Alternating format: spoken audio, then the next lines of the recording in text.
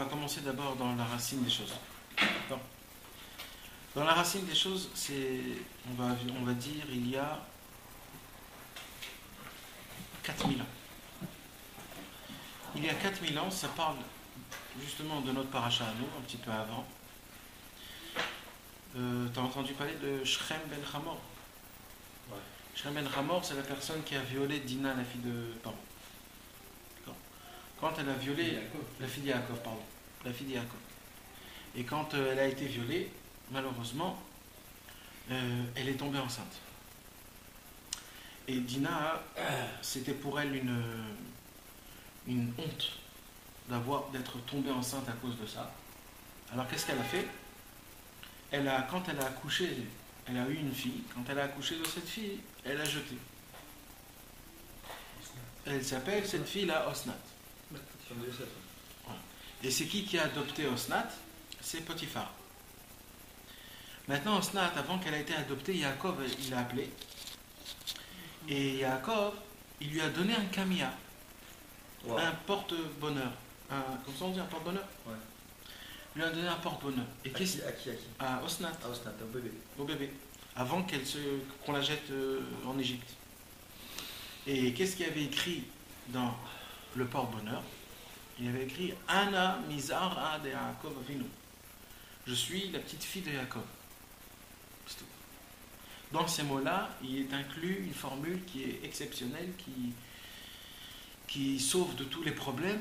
Et Yaakov il lui dit avec ce kamia-là, avec ce porte-bonheur, tu vas être sauvé, tu n'auras pas de problème, n'aie pas peur de rien du tout. Et comme ça, qu'est-ce qui s'est passé? Osnat, elle est partie, elle a été éduquée, a grandi dans la maison de Potiphar. Maintenant, Potiphar, c'était qui? C'était le bras droit de Paro. Shochet, non? Ouais, mais c'était aussi le bras droit, c'était quelqu'un d'important. Paro aussi, on dit que les Égyptiens, c'était des bêtes. Ouais. Ça veut dire, celui qui lui lavait le parterre, c'était lui, celui qui lui gardait aussi sa richesse. Alors, qu'est-ce qui s'est passé? Yosef Hatzadik, c'était quelqu'un de très très très très beau. Il n'y avait pas une beauté plus grande que Yosef Hatzadik. On raconte que quand Yosef Hatzadik il marchait, il allait dehors, alors les femmes qui étaient en train de cuire pour le manger de la maison, quand il s'écorchait les mains complètement. Tellement quand ils voyaient, ils étaient comme ça bouche bée. Et on raconte aussi qu'il faisait tout pour que Yosef Hatzadik les voie. Pour que Yosef Hatzadik juste lève les yeux pour qu'il voie une de ses filles. Mais Yosef Hatzadik, c'était un tzaddik qui était tellement grand qu'il gardait ses yeux, toujours ses yeux ils étaient en bas. Alors qu'est-ce qu'ils faisaient? Ils essayaient de faire plein de choses pour que Yosef Hatzadik puisse ouvrir ses yeux. Une des choses qu'ils faisaient, c'est qu'ils jetaient sur Yosef Hatzadik leurs bijoux. Tous leurs bijoux. Quand ils passaient vite, ils jetaient tous leurs bijoux sur Yosef Hatzadik. Maintenant, Osnat, elle n'avait pas de bijoux. Osnat, elle avait juste le kamia de Yaakov Avinu. Maintenant, Osnat, elle ne savait pas qui c'était Yosef. Alors Osnat, qu'est-ce qu'elle a fait? Elle a enlevé son kamia et elle l'a jeté chez Yosef. Yosef ne donne pas ça puisqu'elle habitait chez Potiphar et Yosef il était chez Potiphar. Et la grandeur de Yosef, c'est que même à la maison de Potiphar, il gardait ses yeux. Surtout là-bas, il gardait ses yeux. C'est ça, sa grandeur. Réponse. Et alors, qu'est-ce qui s'est passé? Alors, il a jeté le kamia, et dès qu'il a jeté le kamia, Yosef, il voit le kamia. Et qu'est-ce qu'il y a écrit dans le kamia? Anna Mizara de Yaakov Avinu, je suis la petite fille de Yaakov Avinu.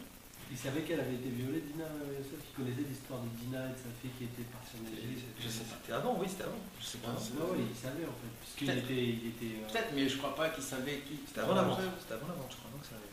Il me semble que c'était avant l'avant. Ouais, bien sûr, l'histoire de Shrem ben Hamor, c'était avant l'avant.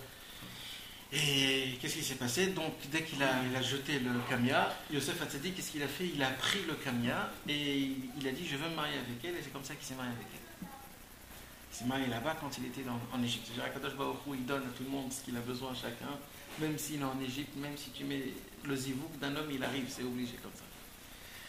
Et c'est vrai avec sa demi-sœur quand même. Ouais. Bon, top. Mais c'est sa demi-sœur. Il y a un commentaire comme ça qui dit que chaque frère, il avait une jumelle et chacun il s'est marié avec la jumelle de son frère. Rachid. Maintenant, ça c'est la première chose où il a écrit le kamia. Deuxième chose où il y a écrit le kamia. Donc, déjà on apprend quoi? On apprend que il y a des fois des choses. En Égypte, c'était l'endroit le plus grand des comment on dit? Les sorciers. Ouais, des sorciers. Ils faisaient de la sorcellerie. C'était les endroits les plus grands, les plus grands. D'ailleurs, quand Moshe Rabbeinu est venu et qu'il a fait toutes ces choses, ils ont tous rigolé, ils ont apporté des bébés, ils ont dit regarde, même le bébé il arrive à prendre un bâton et à le rendre un serpent. Parce qu'ils étaient tous. Alors, de ce Yaakov Avinu, il avait peur, c'est que Chas v'Shalom il puisse ensorceler sa petite fille. Alors, qu'est-ce qu'il a fait Yaakov Avinu? Il lui a donné ce kamia. Ce kamia, c'était quoi? C'était comme un bouclier qui gardait sa fille, sa petite fille, pour que toutes les incercelleries ne puissent pas lui passer. Donc de là déjà on apprend que des fois il y a des forces du mal, que si tu ne fais pas quelque chose contre ça, ces forces du mal peuvent rentrer chez toi et malheureusement ils peuvent te faire des mauvaises choses. Alors à cause de ça, Yaakov Avinu il a écrit ce kamia et ça c'était un bouclier. On revoit plus tard une autre chose. Et c'était où? C'était dans... quand on est sorti d'Égypte, qu'est-ce qui s'est passé? Yosef Hatzadik, avant de partir de ce monde, il est parti chez tout le monde, chez tout le peuple juif, et il les a fait faire jurer. Comme quoi Yaakov Avinu, quand vous allez sortir d'Égypte, vous êtes obligé de prendre le cercueil de Yaakov Avinu et de Yosef Hatzadik.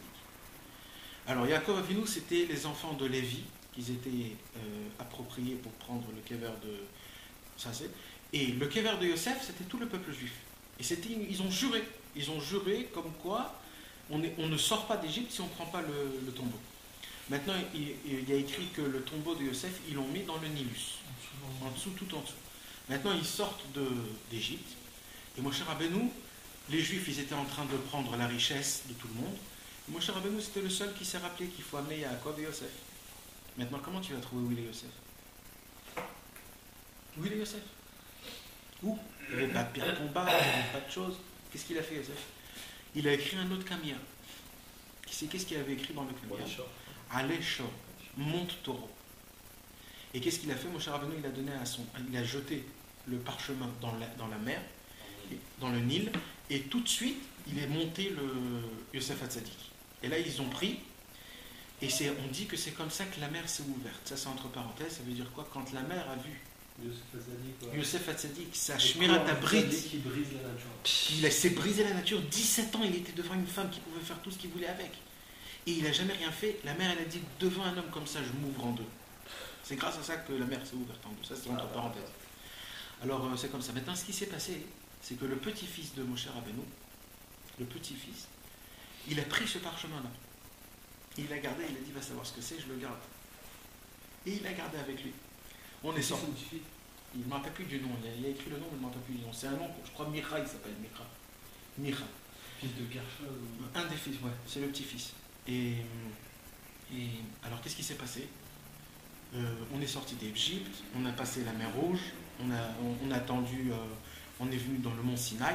Quand on est venu dans le mont Sinaï, Moshe Rabbeinu monte 40 ans et il descend pas. Le peuple juif, ils ont commencé à tourner la tête, ils ont dit on va faire un vaudor. Et là, qu'est-ce qu'ils font? Ils prennent une bassine énorme et ils arrachent toutes les boucles d'oreilles et tous les bijoux de toutes leurs femmes, ils arrachent et ils les mettent dans une bassine énorme d'endroits. Et ils ne savaient pas qu'est-ce qu'ils allaient faire. Maintenant, il vit à Micha, le petit-fils de Moshe Rabbeinu, et il jette ce petit parchemin sur la bassine. Et qu'est-ce qui se passe? Il y a un vaudor qui sort. Puisqu'il y a écrit Aléchor, monte taureau. C'est comme ça que le vaudor il a été fait. C'est grâce à ce parchemin. Ça veut dire de là, déjà, on voit quelque chose. C'est que le parchemin, il a une force énorme, et un homme, il peut se conduire avec, des fois, même dans des mauvaises choses, parce que c'est une force, c'est une épée. Avec ça, tu peux faire ce que tu as envie. C'est quelque chose de très fort. Ça, c'est la deuxième fois où on voit un kamia. Troisième fois où on voit un kamia. Il était vivant, je crois, le bon. Hein? Il était vivant, il bougeait et tout. C'était quelque chose de spécial. La troisième fois où on voit le kamia, le parchemin, c'est-à-dire un porte-bonheur, c'est un peu plus tard chez David Ameller. David Ameller, quand il est né, le pauvre, il est né. Vous connaissez un peu l'histoire de comment il est né? David Ameller. Ouais, il y avait un souci sur. Il y avait un souci. David Ameller. L'origine de sa mère. Exact. Sa grand-mère, elle s'appelait Ruth. Ruth, la Moabien. D'accord? Maintenant, c'est écrit dans la Torah que les Moabiens, Ammon ou Moab, on ne peut pas se marier avec eux jamais de toute la vie, plus jamais. Maintenant, le problème, c'est que Ruth, qui venait de Moab, c'était une Moab, donc elle ne pouvait pas devenir juif, comme on dit, se convertir. Et qu'est-ce qui s'est passé? Le père de David Ameller, Ishaï, ils sont venus chez lui et ont dit, tu sais, tu t'es marié avec une petite fille de Moab, et eux, on ne peut pas devenir juifs. Alors il a dit, oh là là, je ne savais pas. Alors qu'est-ce qu'il a fait? Il a pris sa femme et il l'a jetée. Il l'a jetée. C'est Ishaï. Et Pourtant, on dit qu'il a jamais fauté. Ça, c'est il n'a jamais fauté. Il a écrit que Ishaï, c'est pas... C'était pas une faute, quoi. Attends l'histoire. Qu'est-ce qui s'est passé? Il a dit, bon, je suis un homme, il faut que j'ai une femme. Je ne peux pas rester sans une femme. Un tzaddik. Alors il a pris sa servante. La servante de sa femme, c'était une juive. Il a dit, avec elle, je vais avoir des enfants. Maintenant, elle était très maligne, sa femme à Ruth. Ah, la femme à Ishaï. La fille de Ruth, quoi. Ouais, C'était la fille de Ruth, carrément. Ouais. Ou descendante. descendante. Qu'est-ce qu'elle a dit? Elle est venue la nuit dans le lit de Ishaï. Maintenant, Ishaï croyait que c'était La servante. la servante. Et ils ont eu un lien. Et elle est tombée enceinte de David Ameller. Maintenant, lui, Ishaï, il ne sait pas qu'il est parti avec sa femme. Lui, il sait qu'il est parti avec sa servante. La fille de la servante. Mais il voit après 3-4 mois que sa femme est enceinte. Il dit, c'est maintenant, un ça... bel tout droit, il est... Ouais, c'est comme Rouven chez Modèle. Ouais, mais ça va. Rouven aussi, c'est un Ah, désir. c'est vrai. Parce qu'il croyait Yaakov que c'était Rachel. Et bien, sauf il a vu que c'était Léa. Mais ça, on ne rentre pas dans ça parce qu'on ne comprend pas comment ça se passe les choses. Ouais. Alors d'un coup, il voit sa femme enceinte. Il dit, attends, qu'est-ce qui se passe? Rien que je l'ai jetée, maintenant elle est enceinte. Alors dès qu'il est né David Ameller, ils ont dit, celui-là, on le jette. Et en plus, il est né rouquin, ça veut dire rien à voir. Il était petite taille et tout ça. Le fils du péché, quoi. Ouais, malheureusement. Imagine-toi la grandeur. C'est ça le tzaddik, c'est ça le... Il était rond, petit. Ouais. Il fait Enaim Vetov Roy. Et qu'est-ce qui s'est passé? Alors maintenant, ça c'est comme ça. Alors, Shmuel Hanavi, il a écrit comme ça. Shmuel Hanavi, il avait vu dans le roi HaKodesh tout ce qui s'est passé. Maintenant, Shmuel Hanavi est venu chez Ishaï et il lui a dit, qu'est-ce qui s'est passé? Pourquoi tu es contre ta femme? Il lui a dit, regarde, je l'ai jetée. Et quand je l'ai jetée, elle était tombée enceinte. Elle est tombée enceinte de quelqu'un d'autre. Alors il a dit, pourquoi tu l'as jetée? Il dit, parce qu'on m'a dit qu'on n'a pas le droit de se marier avec une Moab. Moi, il a dit, c'est une taout énorme. Il a écrit, les hommes, ils ne peuvent pas se convertir, mais les femmes de Moab et Ammon, eux, ils peuvent. Vous comprenez? Donc en fait, il n'a jamais fauté. C'est les hommes qui ne peuvent pas se convertir, mais les femmes, ils peuvent se convertir. Donc tu n'as fait aucun problème. Donc il a ramené. Mais, comme elle, maintenant, il s'est posé une deuxième question. Attends, ma femme, elle est partie avec quelqu'un d'autre. Alors depuis, il a laissé tranquille. Et son fils, il a jeté. Il a dit, celui-là, c'est lui qui va me faire les bergers. Il va être toujours en or. Ouais, il croyait que ce n'était pas de lui. Et toujours, il était divorcé de la maison. Et tous les enfants d'Ishak, c'était tous des giborim dans la maison. On raconte dans le Tanakh, c'était des géants, c'était des guerriers, c'était des gens grands et forts et beaux. Et David Ameller, c'était le petit avec la flûte, ouais, tout petit, tout rien, il ne sait pas de quoi on parle. Et comme Shmuel, il avait vu tout ça, il avait compris ça, qu'est-ce qu'il a écrit? Il a écrit que Shmuel, il lui a écrit un parchemin. Il a dit, comme toi tu es dispulsé de tout le monde et que tu es pas bien et tout ça, je vais t'écrire un camion, un porte-bonheur. Ce porte-bonheur-là, il va te donner la force. Au moment où il va venir, tu pourras exploser. Et il lui a écrit un parchemin, il lui a dit, mets-le sur ton cou, et comme ça. Et il a gardé ce parchemin des années, des années, des années, des années, jusqu'à que Shmuel Hanavi, il a mis roi. Et quand il lui a mis roi, et qu'il y a eu des problèmes avec Shaoul, comment tu es roi, comment ça? Alors c'est là où il a écrit que David Ameller, il a ouvert son parchemin, il a fait montrer à Shaoul, j'ai reçu de Shmuel Hanavi ça, et il me l'a écrit, depuis que j'étais tout petit, il m'a écrit comme quoi c'était moi le roi. Et là, Shaoul, il est tombé. Et c'est là où il est devenu un peu fou, le jeune. Donc on voit encore une fois le Nyan de Camille. Excuse-moi, je suis une parenthèse. Pourquoi Shaoul après il a poursuivi s'il a vu ça? Il est devenu fou. Ah, il a perdu la tête. Non mais vraiment, ben, Wow. il a écrit que Shaoul, il n'a jamais fauté aussi. Ouais, c'est ça. Il a jamais, non, parce que les gens ils lisent un peu le Torah, Parfait, Shaoul. ils ne comprennent pas. Shaoul, c'était un tzaddik énorme, Parfait. exceptionnel. Il a écrit dans la Trop Torah. parfait même. Il a écrit dans la Torah, il est mort à l'âge de 1 an. Alors tout le monde pose la question, à l'âge de 1 an? Alors les Chachamim, ils nous disent, comme un enfant qui a 1 an, il ne faute jamais, cet homme-là, il n'a jamais fauté comme un enfant d'1 an. Wow. C'est une jalousie, c'est une jalousie. Mais tu t'imagines, c'est toi le roi d'Israël, et on te prend cette royauté, on te la donne à quelqu'un d'autre, mais attends. Qu'est-ce qui se passe?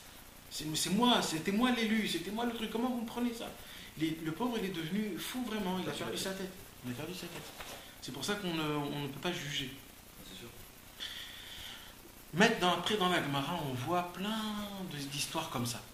Comme quoi, il y avait des tzadikim qui devaient rentrer dans des endroits qui étaient un peu dangereux et qui se sont eux-mêmes écrits des choses, des parchemins, des mots. Et ces choses-là, ils rentraient avec et ils avaient un bouclier. On voit surtout ça dans le Zohar aussi.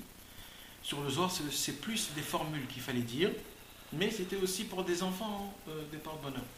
Et ainsi de suite, au fur et à mesure de toutes les générations juives, les tzadikim, avec les problèmes qu'il y a eu dans le monde, tous les pogroms qu'il y a eu, tout ce qu'on a souffert pendant des millénaires, quand on était en Espagne et qu'on nous a complètement dispulsés, comment on appelle ça?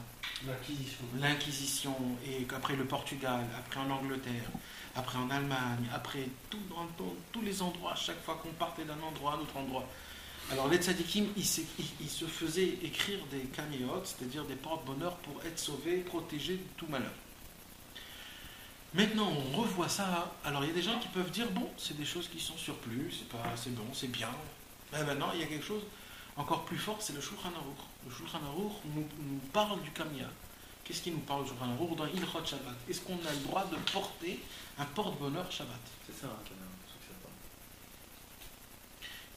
Alors, la Shulchan Aruch il pose cette question. Est-ce que c'est possible ou c'est pas possible de porter?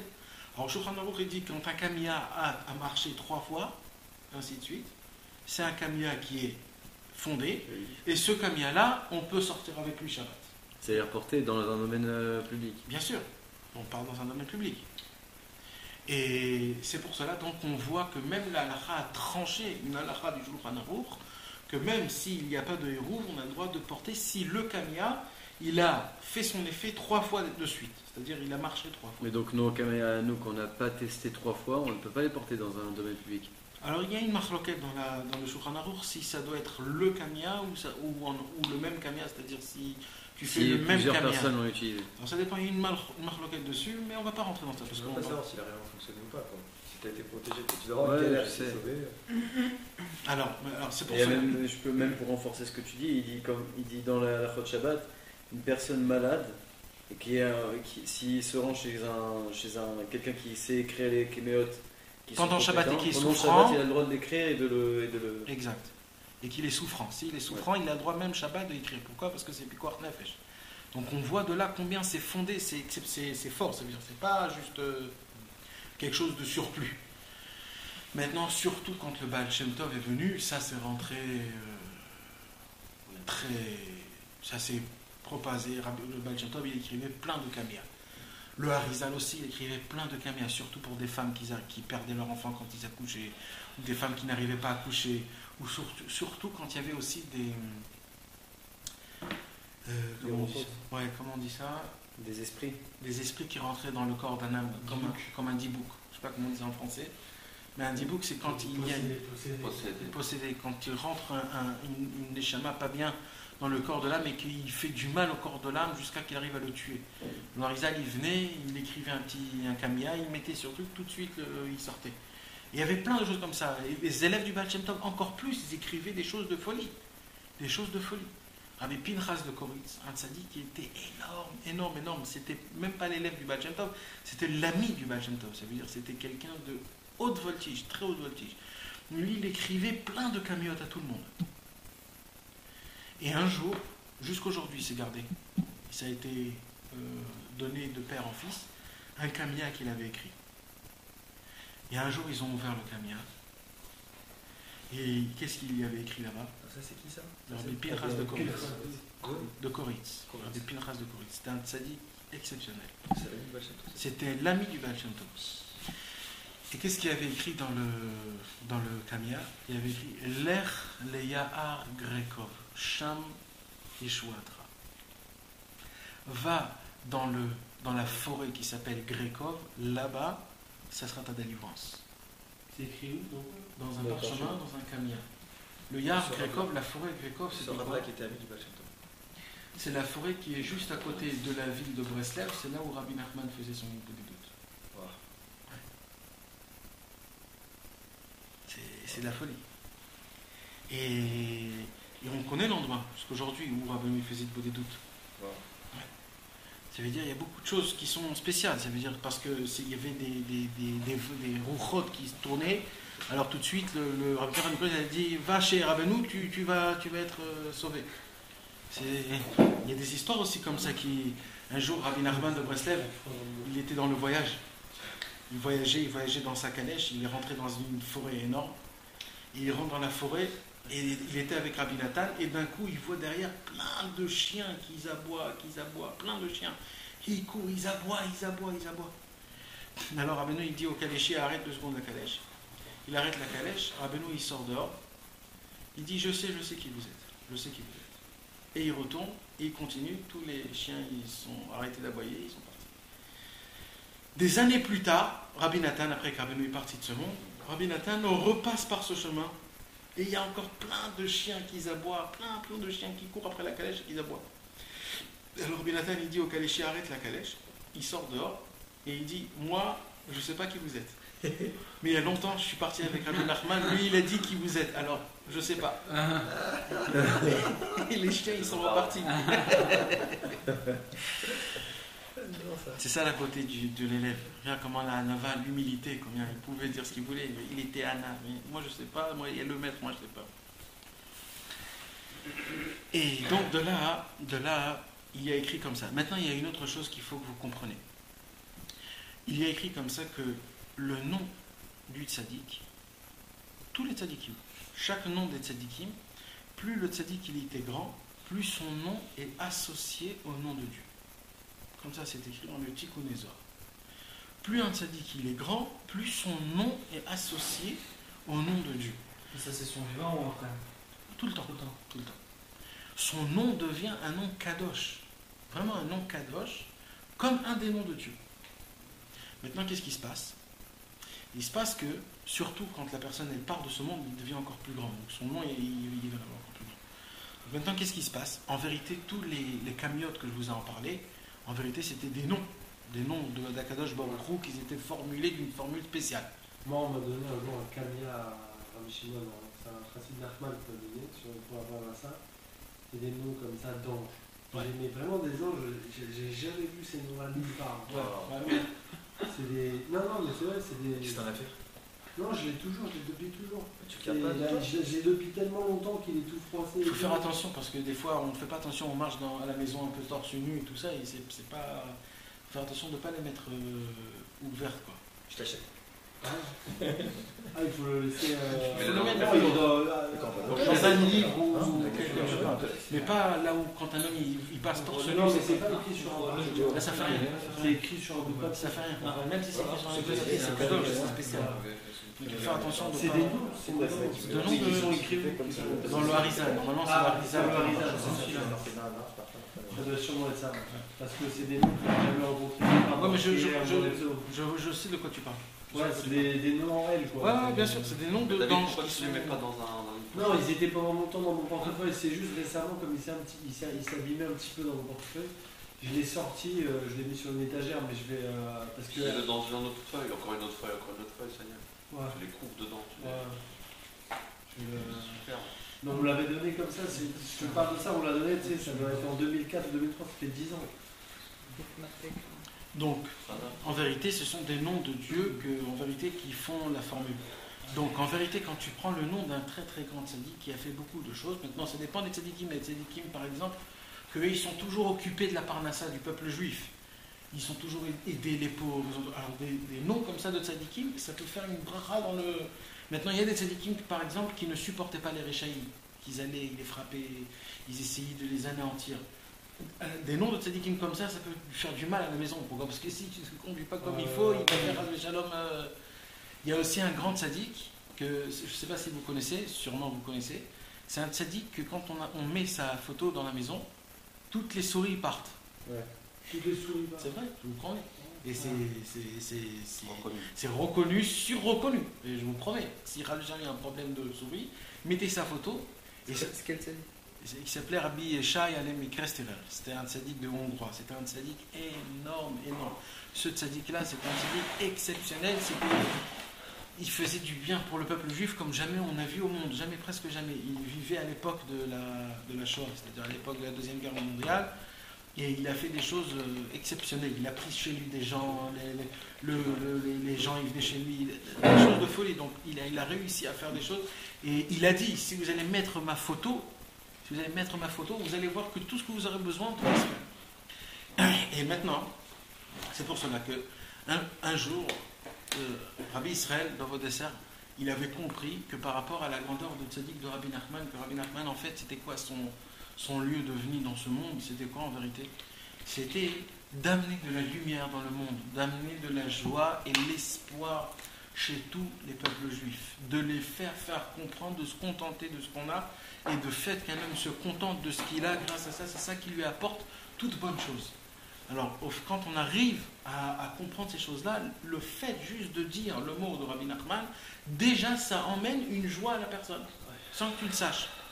Et surtout quand on décompose le nom de Rabbi Nachman en simple, double, triple, quadruple, Nachman, tu agrandis le nom de Rabbi Nachman, tu agrandis les effets en double, triple, quadruple.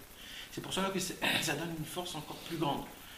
Et les Chassidés de Breslev des générations d'avant, ils ont dit, c'est pareil pour la même chose quand on veut écrire. Toute la journée, il faut dire.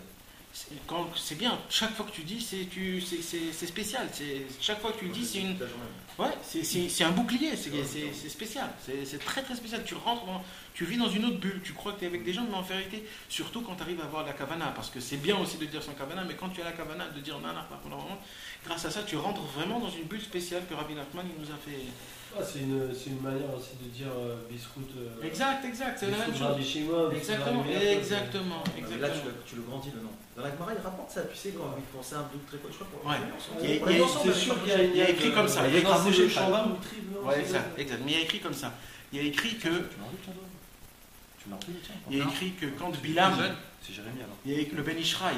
Ben Ishraï, il dit comme ça que quand Bilam il est venu pour maudire le peuple juif, parce que Bilam il a voulu. écrit ça dans quoi? J'ai tous ces livres. Dans Deret Eliyahu Parashat Pinchas. Ah ouais? Dans Deret Eliyahu Parashat Pinchas, il écrit comme ça que qu'est-ce qu'il a fait? Il a voulu anéantir le peuple juif. Qu'est-ce qu'il a dit? Il a dit, je vais prendre le mot Israël et je vais dire Israël, Isra, Yachar. Ça veut dire au lieu d'agrandir, de le rapetissir. Et comme ça, je vais anéantir le peuple juif. C'est comme ça qu'il dit le Ben Israël. Donc nous, quand on fait l'inverse, on dit on agrandit encore plus, ça fait l'effet encore plus grand. Exact. Et il y a écrit dans le Tikkun Zohar que le nom d'Akadosh Baruch Hu, Yud Kevav, qu'on fait la même chose, on agrandit le nom de Dieu. Et c'est écrit, et c'est ça qu'il y a écrit aussi, il y a écrit comme ça, quand le Mashiach il va venir, Bezrat Hashem, comment vous croyez que le Mashiach il va venir et qu'il va d'un coup tout rendre comme il faut? Ça ne va pas être abracadabra, ça va pas une magie. Alors, il y a écrit comme ça que, et ça parle vraiment de la Torah normalement on devait étudier, mais peut-être la semaine prochaine. On parle de la musique. C'est une Torah qui parle de la musique. Il faudra faire un cours que sur ça, parce que la musique c'est exceptionnel. Ou très mauvais. Ou très mauvais. Par rapport à l'exceptionnel qu'on va apprendre, on va comprendre combien ça fait du mal quand la musique n'est pas comme il faut. Mais là, Rabbi Nachman, il parle de la mélodie. Il y a écrit que le Mashiach, il va chanter un chant nouveau. Ça sera une mélodie nouvelle. C'est écrit dans le Zohar? Ouais. Maintenant, aujourd'hui, vous connaissez un peu la musique? Aujourd'hui, il y a 7 notes. Do, ré, mi, fa, sol, la, si, do. Do, ré, mi, fa, sol, la, si, do. Il y a 7 notes. Le Mashiach, il va inventer une 8e note. Wow. Et quand il va... 7 notes, ça j'avais jamais vu. Ouais. Ce fameux chiffre 7 et 8, j'avais jamais vu qu'il s'appliquait aussi aux notes. Ouais, parce que Hanouka, c'est ça. Hanouka, c'est 8 jours. C'est vrai? T'avais un autre ridouche là. Ouais, tu savais, Fabrice? Quoi? L'histoire du chiffre 7 et 8, tu vois, c'est dans le calculatoire, c'est les surotes et tout. Même dans les notes, en fait, dans les notes, tu vois. Ouais, moi je savais pas ça. Et la musique, c'est la sagesse qui est le plus attachée à la Torah. Le Gaon de Vilna, il a dit, s'il n'y aurait pas la Torah, je serais un musicien. C'est la musique, on serait tous des musiciens. Il y a écrit que le Mashiach, dans le Beth Amikdash, une des choses les plus grandes qu'il y avait, c'était la musique. C'est David Ameller, les Lévi'im. Il y avait plus de 75 Lévi'im qui devaient jouer avec 17 instruments de musique spéciales. C'est pas des instruments qu'on Les connaissait. anges dans les- C'était pas des guitares, c'était pas des. Les anges dans les cieux, ils chantent. Bien sûr, ils louent à Kadosh Baruch Hu. La musique, c'est quelque chose de spécial. Aujourd'hui, le monde, il a tellement tout rabaissé que quand on parle de quelque chose, on dit ouais, bon. Mais c'est spécial, c'est pas. Mais quitte sur ce que je voulais vous dire, le Mashiach, qu'est-ce qu'il va faire? Il va chanter une mélodie qui est composée de 8 notes. Et cette 8e note, en fait, c'est quoi? C'est le rassemblé de toutes les 7 notes en une seule fois. Et ça va faire un chant que les gens, leur cœur, ils vont sortir de soi-même. Ils vont être complètement déstabilisés, ils vont être, comment on dit, paralysés. C'est la mélodie de l'homme de la forêt, ouais, qu'on entend dans la Tu sais, non, c'est pas ça. Non, c'est pas ça. Avec l'instrument de musique. Là. Non, ça c'est pas ça. C'est quelque chose d'autre. Ça c'est quelque chose d'autre. Et maintenant, ça va pas être juste ça. Il va aussi dévoiler un chant nouveau. Ce chant nouveau, il y a écrit qu'il sera composé d'un chant simple, double, triple et quadruple. Comme ça, il y a écrit. Et il va se chanter sur 72 cordes de. 72 lettres Non, 72 cordes d'une harpe. Mais pourquoi 72 à cause des 72? Parce que le 72, c'est la valeur numérique du mot chesed. Mais c'est aussi un shem. C'est aussi le nom de Dieu le plus grand, le plus composé, le plus. Mais c'est aussi le mot chesed. Ça veut dire quoi chesed? Ça veut dire que quand le Mashiach il va venir, il va faire ça tout par bonté. Ça va pas être par dureté, faites attention, on va me donner des coups. Non, ça va être une mélodie. T'imagines, tu fais tchouva en chantant un chant. Ça va être ça le Mashiach. Il va chanter un chant nouveau, énorme, exceptionnel, et c'est ça qu'il y a écrit qui va renouveler le monde en entier, les Juifs, et ça va être, il dit Rabbi Nachman, ça va être une torara. Comment on dit une torara? Une réprimande. Ça va être une remontrance, mais une remontrance positive. Bien, de chesed. Ça veut dire c'est ça qui va nous faire réveiller, faire Yirut Tchouva. C'est comme ça que le Mashiach il va rendre tout le monde Tchouva. Avec un chant. Avec un chant nouveau. Et il va chanter un chant qui est composé d'un chant qui est simple, double, triple et quadruple. Et sur 10 mélodies. Sur 10 mélodies. Ah, et j'ai raté ça aussi. Sur 10 mélodies. Exact. Il va avoir 10 mélodies. C'est spécial, quoi. Ça veut dire c'est mamash notre Torah à nous qu'on parle. Parce que là, Rabbi Nachman, il va dire qu'on parle des sagesses. On parle des sagesses dans notre Torah, les sagesses qui sont dans ce monde-ci. Il dit Rabbi Nachman, il dit que chaque sagesse, ils ont une mélodie. La racine de la sagesse, elle descend d'une mélodie en dans le ciel. En dans le ciel, tout est une mélodie. Et il dit Rabbi Nachman que la Torah elle-même, elle a une mélodie qui est énorme et exceptionnelle. C'est pour ça que les tzadikim, ils inventaient des mélodies. C'est pour ça que dans le Beth Amikdash, quand il y avait la présence de Dieu, il y avait des mélodies. Les Lévi'im, ils chantaient des chants. Et il dit Rabbi Nachman un secret encore plus grand, il dit que la Emouna, qui est au-dessus de toutes les sagesses, c'est-à-dire la foi, quand on dit « je ne comprends pas, je m'appuie sur toi Dieu », la Emouna, elle, sa mélodie, elle est encore plus grande par milliards. Et il y a écrit comme ça que les tzadikim, quand eux ils chantent, alors ils écrivent des notes de chansons, ils arrivent, rien qu'en chantant, de ramener tout le monde à la tchouva. Tu m'avais dit, Nadan, une fois aussi, à Beth Shemesh, que chaque Torah avait une mélodie. Maintenant, ça c'est en plus. Rabbi Nachman de Breslev, il a dit comme ça. Il a dit, si vous aurez le mérite d'entendre la mélodie de chaque Torah que j'ai, une seule, tu veux dire. Une seule, c'est certain. Mais Rabbi Nachman il dit, sur chaque Torah que j'ai dévoilée, il y a une mélodie. Et sur chaque Torah, avec sa mélodie, il y a aussi un mouvement de danse. Et il dit Rabbi Nachman, une chorégraphie. Et il dit Rabbi Nachman, si vous aurez entendu une seule Torah comme je l'ai dit, avec sa mélodie et avec la chorégraphie, il dit Rabbi Nachman, il n'y aurait plus de libre arbitre dans le monde en entier et même chez les bêtes. Et même les pierres aussi. Même tout ce qui est minéral, végétal, animal et homme, il n'y aurait plus de libre arbitre. Le monde, il serait terminé. Juste une. Si vous en avez une seule. Le monde, il s'annule alors. Hein? Le monde. C'est terminé. C'est terminé. Ouais, c'est un dévoilement d'Hachem. On peut pas. C'est de faire descendre Dieu dans ce monde. Et ça, c'est exceptionnel. Et Rabbi Nachman, il a dit juste après cette Torah-là.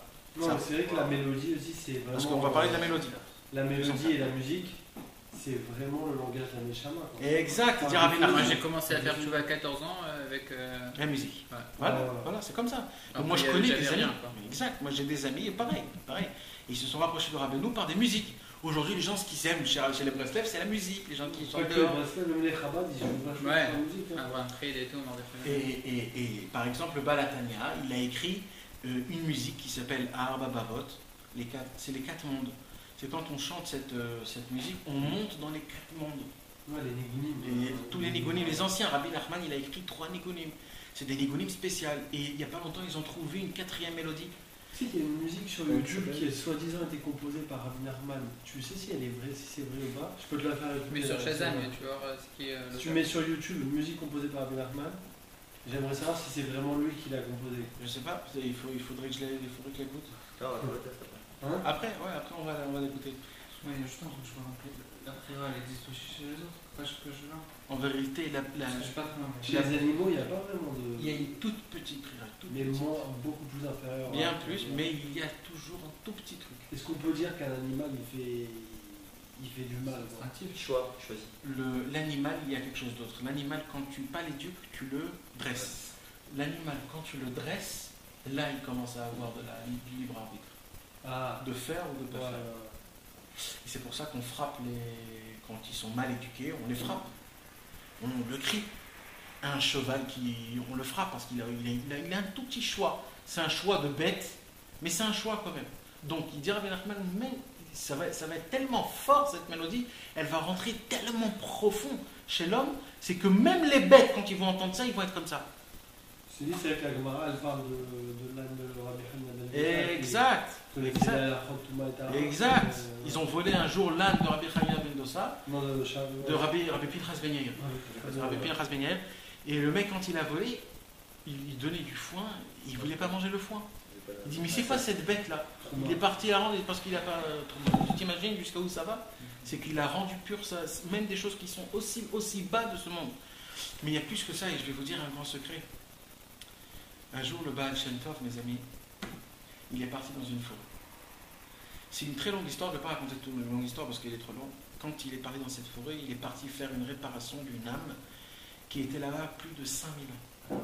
Il avait fait une Avera qui était énorme et malheureusement il ne pouvait pas monter dans le ciel. Il était bloqué. Alors le Baal Shem Tov, qu'est-ce qu'il a fait? Comme il avait toujours l'habitude, il a dit au caléchier, laisse les lèches et laisse les chevaux aller là où il doit y aller. Et comme ça il voyage 2-3 heures jusqu'à qu'il arrive en plein milieu d'une forêt. Le cheval s'arrête tout seul, le Baal Shem Tov descend avec ses élèves, ils arrivent dans une forêt. Il disait, mes amis, là il y a quelqu'un qui a enterré une âme d'il y a 5000 ans, qu'il est toujours là, et le pauvre, il n'a pas de menoucha, il n'a pas de repos.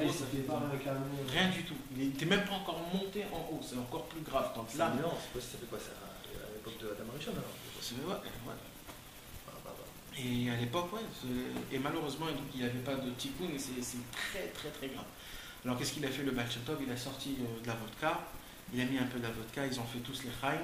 Ils ont apporté des maisonnotes, ils ont mangé un peu de maisonnotes, ils ont fait une petite souda, et le Baal Shem Tov il s'est assis par terre, tous les élèves ils se sont assis par terre, et le Baal Shem Tov il a commencé à dévoiler une Torah exceptionnelle.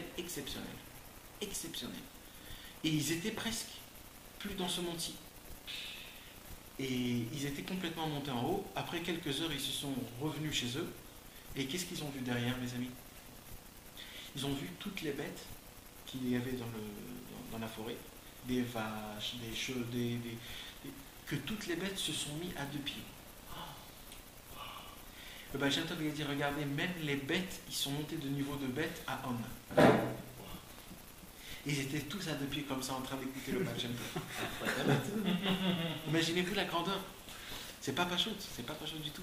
Mais Rabbeinu aussi parle de la Shkita à un moment donné où il dit que c'est hyper important. Bien sûr. Il y a plein de Torah dessus. Surtout la Torah 37, et le Rabbi Nathan, il fait de ça beaucoup de choses.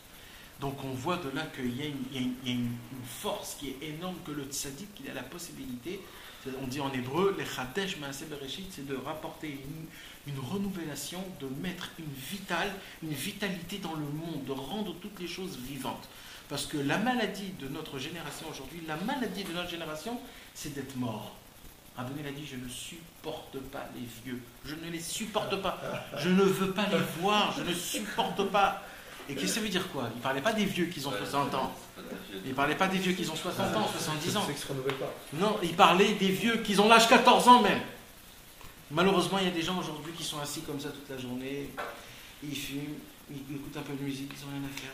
Laissez-moi tranquille, je ne veux pas bouger, je ne veux rien faire, j'ai rien envie de faire. Là, il y a des gens à 20 ans, 30 ans, ils ont ça y est, moi j'ai mon truc, j'ai ma part là, ça, ici, je suis là. Laissez-moi tranquille, Rabbeinu ne supportait ça. Rabbeinu, il voulait des gens pétillants, des gens frais, qui sortent, qui vont à droite, à gauche, qui pensent. Et c'est ce qu'il y a quelque chose que je peux faire, quelque chose de toujours se renouveler, de toujours être vivant, de toujours être quelqu'un de quand on le voit, on veut rigoler, on veut être avec lui, on veut... Ouais, épanoui. Et c'est ça, Rabbeinu dit, je ne supporte pas. Un vieux, je ne supporte pas. Vous ne venez pas chez moi. Même l'odeur d'un vieux, je ne peux pas. Jusqu'à où il est parti, Rabbeinu. C'est parce que, c'est ça en fait, la maladie de ce monde, c'est la mort. C'est quoi la télévision?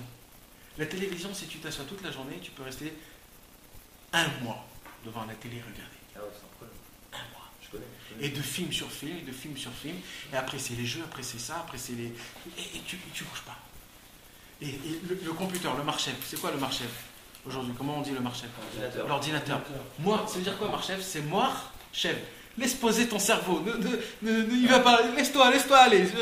Reste comme tu es. Les gens, ils restent comme ça toute leur vie. C'est quoi ces choses-là? Ok, un petit peu, c'est bien. Des fois, on a besoin pour faire des choses. Mais de là à rester toute une journée ou des semaines et de rien faire, mais ça c'est la mort. Ce monde-ci, c'est quoi? Il te facilite tout. Aujourd'hui, il y a les voitures, c'est bien les voitures, mais ça veut dire quand même avant, ils allaient à droite, à gauche. Le téléphone, tu peux parler à des gens très loin et tout ça. Tout ça en une seule. Le monde, il est tout petit, il est devant toi, il rapetissit le monde. Un homme, il doit sortir, il doit conquérir le monde. Un homme, il doit conquérir le monde.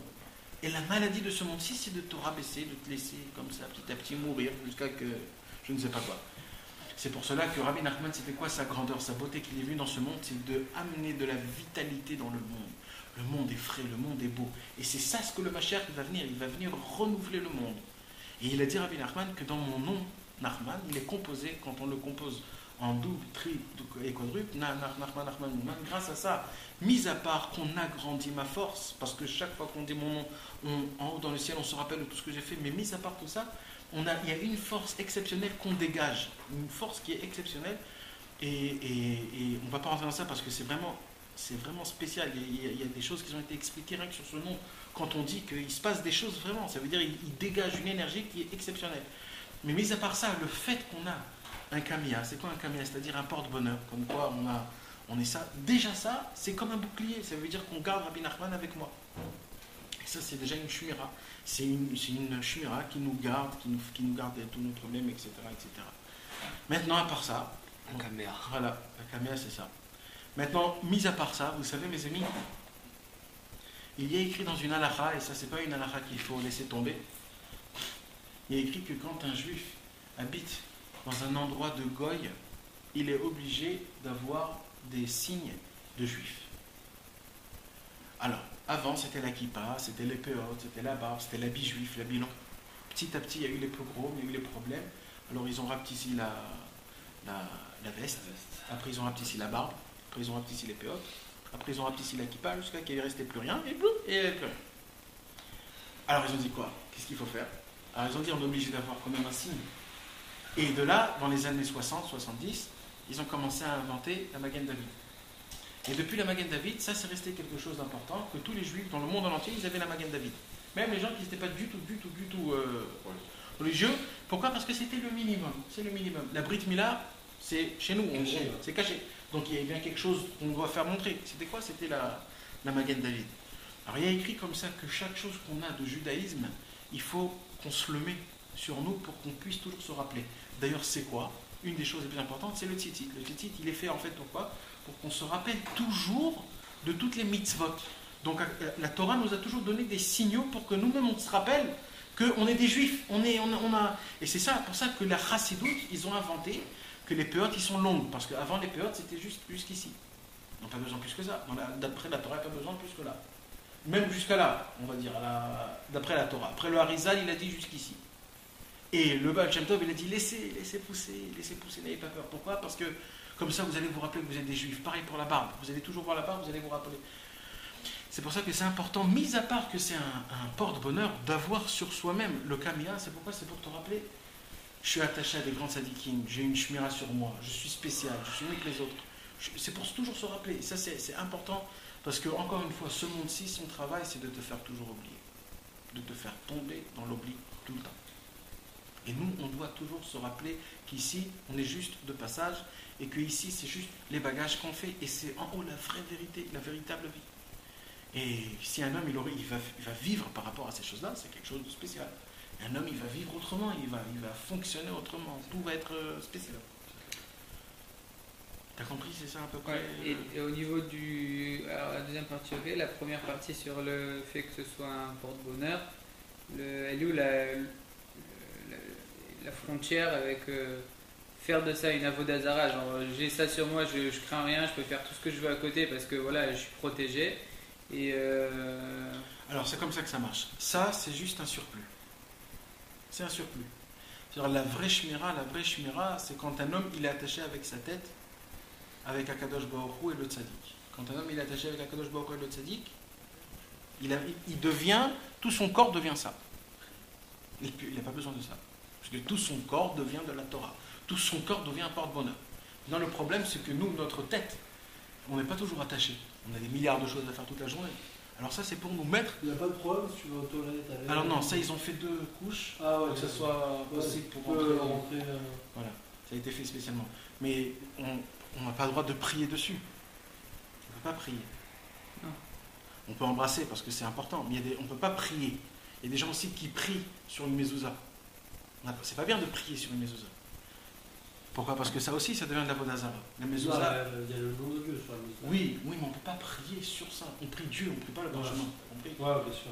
Maintenant, ce qu'il faut faire, il y a quelque chose d'autre. Parce que c'est saint, alors je prie On parce prie que c'est un sur endroit le saint. Torah, les gens prient sur Ouais, le Torah. mais pourquoi? Parce que pas ils prient sur le Sefer Torah.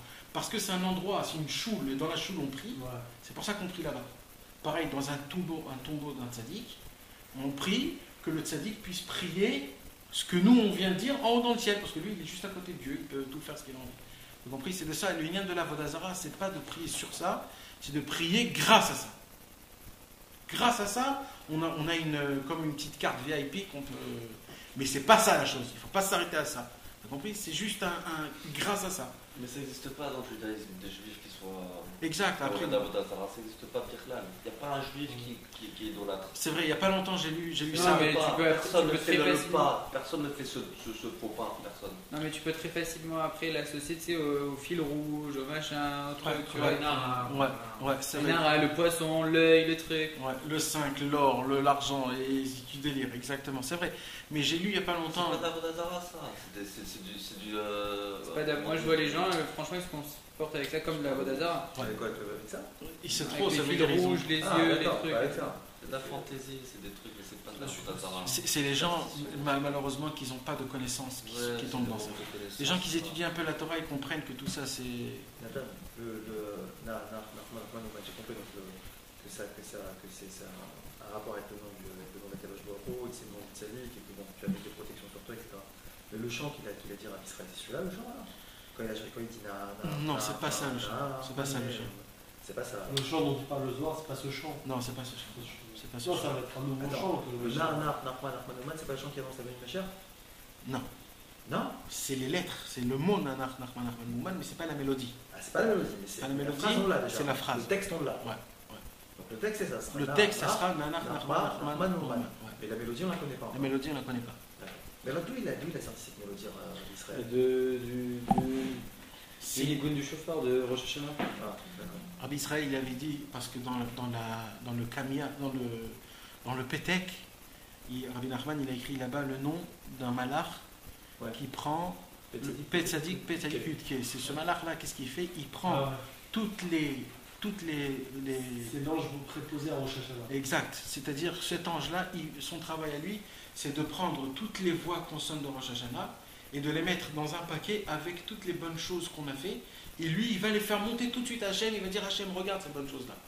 Ouais. Alors, quand on lit le passage Faisait la sonnerie. à la sonnerie du shofar, alors quand on lit le passage dans Moussaf, parce que Moussaf, c'est 3, il y a Zichronot, Shofarot et Malchuyot. Dans Shofarot, quand on lit tout ce passage, on chante ce chant. Alors il s'est dit Rabbi Israël que ça serait bien de prendre le nom de Rabbi Nachman et de mettre la mélodie de cet ange qui prend tout ensemble, ça va faire quelque chose de spécial. Ça veut dire, tu réveilles le temps de Rosh Hashanah, tu réveilles le temps où ce malach, il vient et il prend et il met tout ensemble, c'est quelque chose d'énorme. C'est pour ça qu'il a dit à Rabbi Israël que tout le temps que tu le dis, tu fais radoucir tous les dynimes, tu fais une renouvelle, tout, c'est quelque chose d'énorme, on ne peut même pas en parler tellement que c'est grand. Mais le Harizal, c'est le nom de son là, c'est ouais, le Harizal c'est qui le Harizal, le tu dis. Ouais. Moi, j'ai déjà eu des miracles avec ça. Mais c'est Ouais, sûr, non, mais non, non, mais non, c'est non, sûr, non, mais non, c'est sûr, il n'y a même pas de quoi parler. Vraiment, vraiment de fou. Vraiment.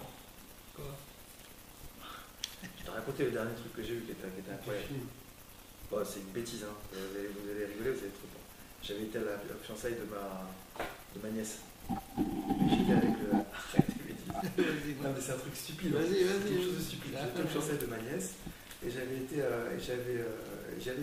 le beau-frère de mon frère que j'aime beaucoup qui travaille. Et ça fait longtemps qu'on ne s'était pas vu, et on prend un whisky, on prend 2 whiskies, 3 whiskies. Bon. Après, j'arrête, je dis ok, j'arrête, il faut que je conduise, après, j'arrête.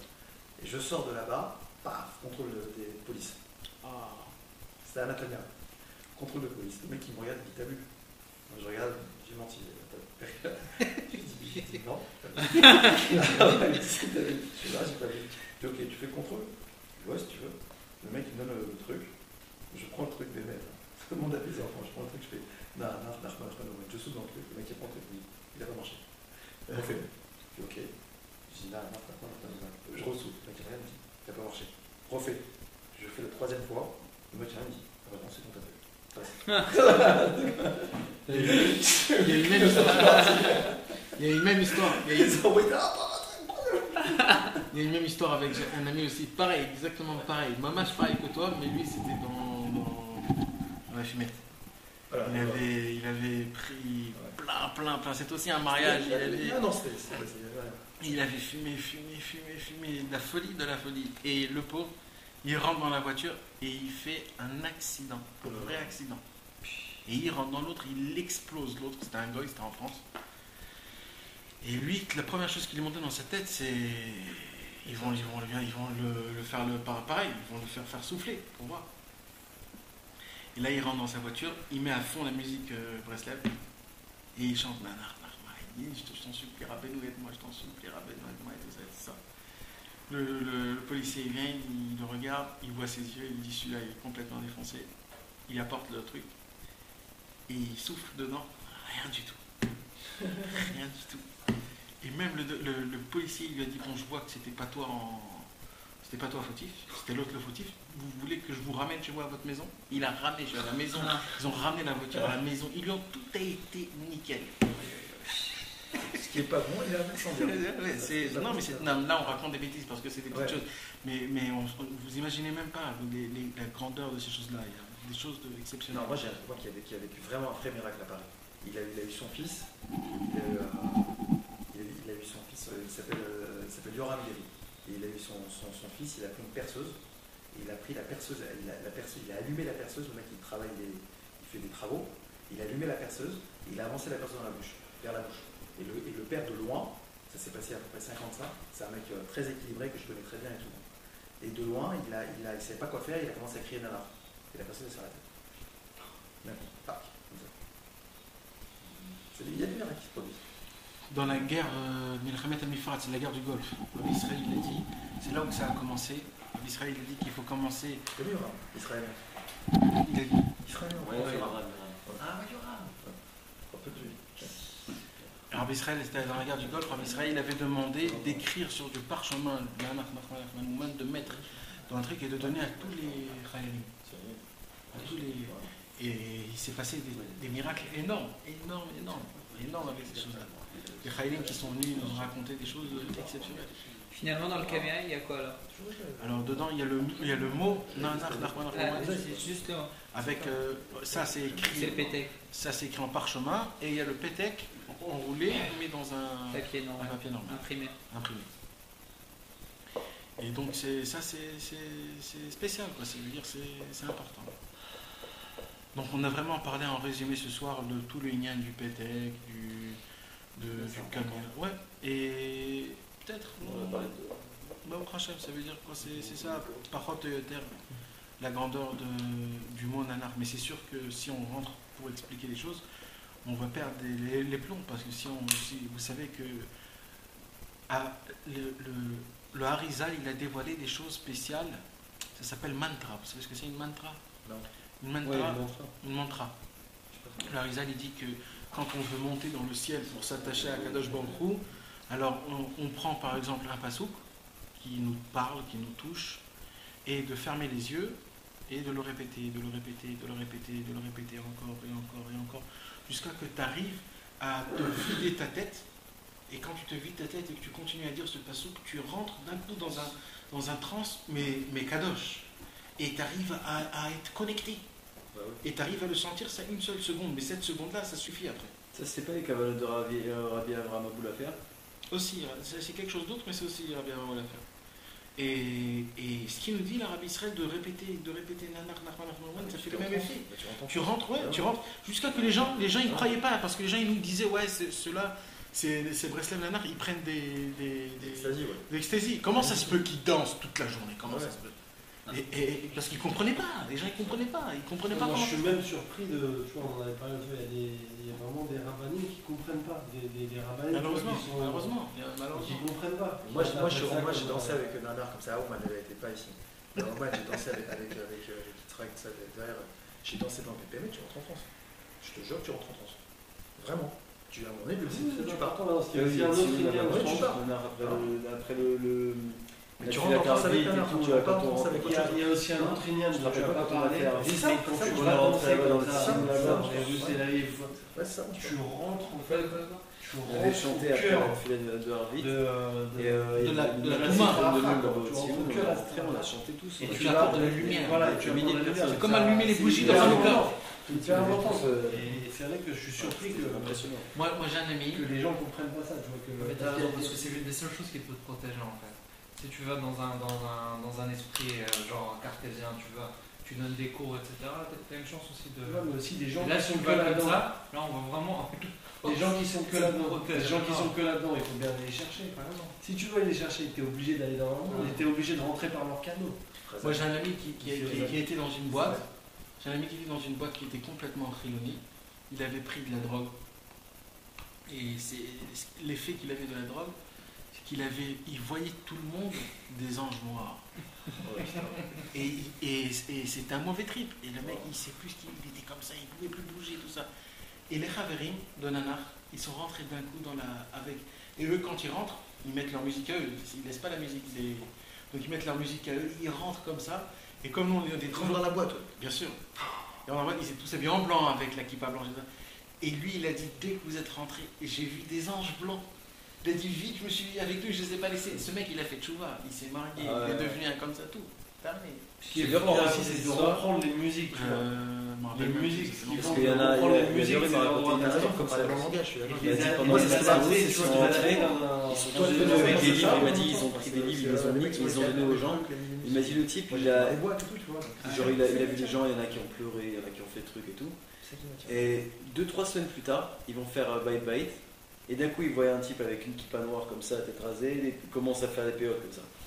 Le type, il les voit, il leur saute dessus, il les enlace, il leur dit, ah, c'est vous qui êtes venus. Et il a dit, moi j'étais en plein trip et tout, là-bas dans cette fête-là, ouais.